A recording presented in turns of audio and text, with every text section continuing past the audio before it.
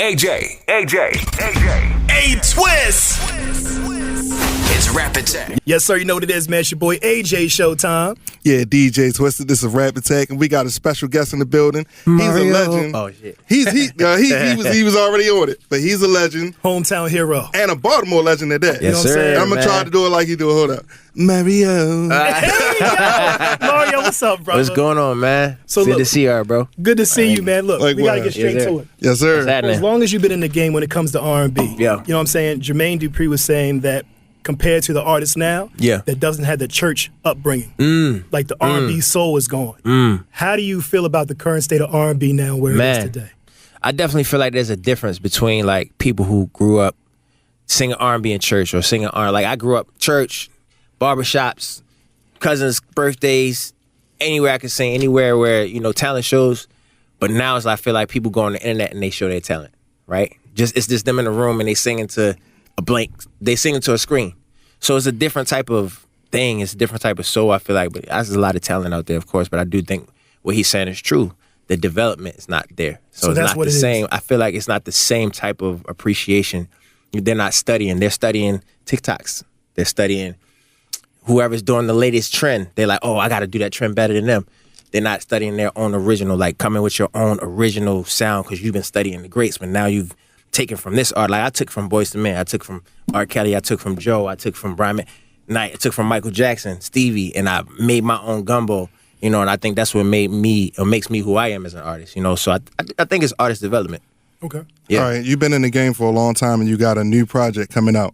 So the thing is, what advice would you give to an artist that's up and coming and want to have longevity like yourself? I got an album out right now called Glad You Came. Make sure y'all stream that, man. Check Yes, that out sir. everywhere. I think deciding, one, why you want to do it. Are you in this because you just want to get rich? Are you in it because you really love music? What's your motivation behind it? And then who you singing to? Who's your audience? Like who do you make music for? Because that's the people you want to reach out to. You know what I mean? You want to write songs. Of course it's for you, but what type of people are listening to your music? And knowing your audience. If you want to have success, like know who you singing music to know who's going to be buying your tickets, know who's going to be buying your merch, know who's going to be supporting your dreams so that you can afford your dreams. No doubt. Like, what I'm saying? So, yeah. So when it comes to music and hit songs or just songs in general, Yeah. was there a beat that you passed on, or was there a song written for you that you passed on that you was like, damn, why did I do that? Did I never passed on any records that I loved, to be honest with you. I've gotten records that other people passed on, like Just a Friend, for example. That was an Usher record. And I think at the time they thought it was not mature enough for them. They went with a different record, but that record worked perfectly for me. Nah, bro. But I would say, like, there's records that I've heard and I'd be like, I wish I had, like, Heat, Chris Brown. I was like, I wish that record was mine. I was like, you feel me? No like, doubt. because, yeah, like that record, Nice and Slow, Usher, I'm like, damn, I wish I had that record. You know what I'm saying? Like this, loving this, what's the song he did with Lil Jon? Yeah. Tell me again. Oh, yeah. Love is a Friend. Friend. I'm like, Yeah, damn, I wish that was my joint. Like, there's records I hear, and that's the game. That's the competitiveness of the game, and just like knowing like what your voice would sound fire on, right? It's like Motown back in the day, Marvin, Smoke, like they were all singing songs, and whoever did it the best, they sometimes would put it on that artist. You know what I'm saying? But yeah, I ain't passing up on no good music. All right, I got one more for you real quick.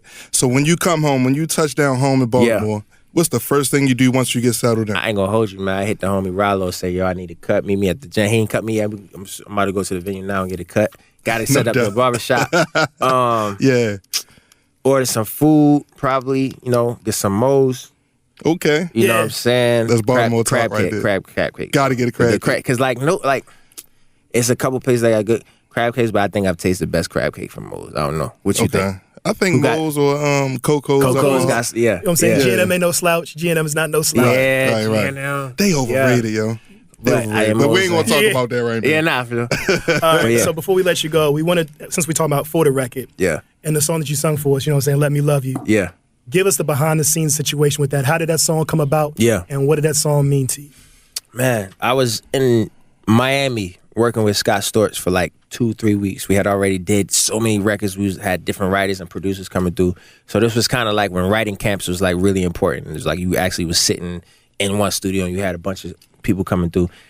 And Neo flew in like probably the last week, and he came through, had some joints with him, came through. He's focused. He had his own room. He was writing. He's writing songs every day, going crazy. And he wrote "Let Me Love You." I recorded the record. The next day we came back to the studio, all the files was gone, so I had to re-record it. But Wow. I was like, it was gone. This is a crazy thing that always happens. Anytime I do a record that's a hit or going to be a hit, something crazy always happens in the studio. When we were doing How Could You, for example, all the power in the studio cut off. When we were doing a remix for How Could You, same thing happened at the Hit Factory in Miami. Was that? No, the remix for Let Me Love You with Jada Kiss and T.I. Same thing happened. So it's like, sometimes crazy moments like that happen when something powerful is about to happen. So yeah, we re-recorded the record, we put it out, and it was just no doubt, crazy. No doubt. All right, so for your best of both worlds artist, of course, R. Kelly, Jay-Z, who would be that artist for you that you'd want to work with? Beyonce, bro. I ain't gonna hold you. I would say B. Okay. Me and B on like a crazy duet together. That'd be You know what I'm crazy. saying? Something timeless and just classic, like when she did the joint with Luther. Like, you know what I mean? Something that's just like, will live forever. Got you. You know what I mean? No doubt. Mario, appreciate your time. You know what I'm saying? For Home sure. is always home for you. We appreciate you coming through Rap Attack. Of course, man. Yes, Appreciate sir. y'all. All right. Keep holding it down, bro. Appreciate you, man. Yes, it's Rap Attack Official. Yes, sir.